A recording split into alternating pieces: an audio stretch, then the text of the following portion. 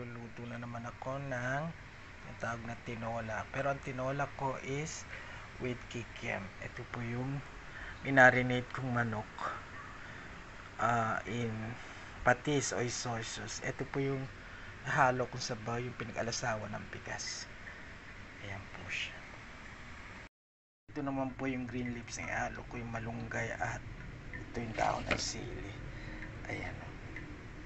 Tara, mag-start na tayo. Mainit yung kawali. Guys, piniinit ko yung kawali. Ilalagay ko na ang pinagsasabay ko na yung luya at bawang. Yan po siya. Guys, ayan, medyo brown na po ang ating kasi mainit na mainit. Sangkot ko lang po natin. Ilalagay ko na yung marinate na manok sa patis.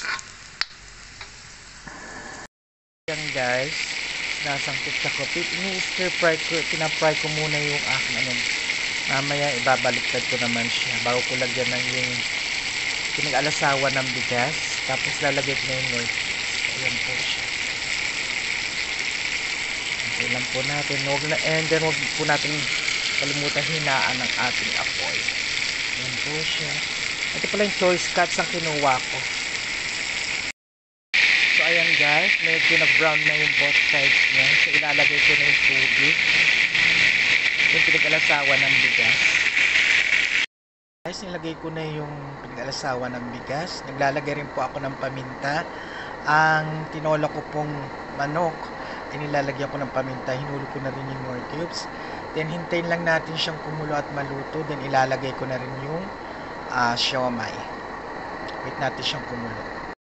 So ayan guys, kumulong-kulo na yung manok. Itinama ko na yung tawag din siomai, pork siomai.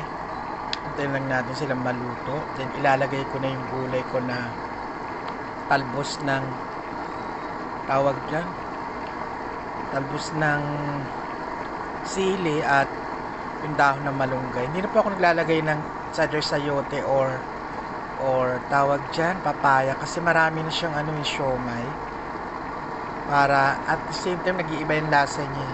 So pag nilagay mo lang ng sili tsaka malunggay, swak yung lasa niya dito sa tawag dyan, dito sa tinolang manok with siomai. And wait lang natin sila maluto, then ihalo natin ating gulay.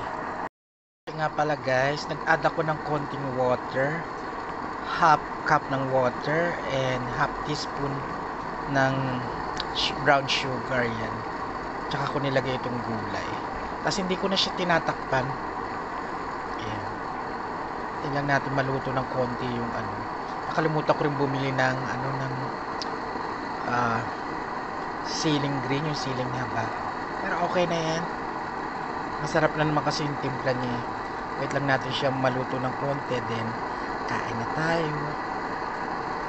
Ayan guys, ito yung finished product niya with siomai, at makikita nyo diba yung dahon ng malunggay at dahon ng sili, kasi hindi ko siya tinakpan. Hindi siya yung pag nakikita nyo nag-iiba yung kulay.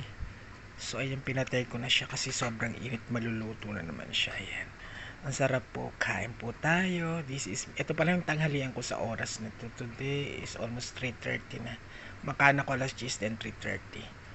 Kain po tayo. Yummy, yummy, yummy.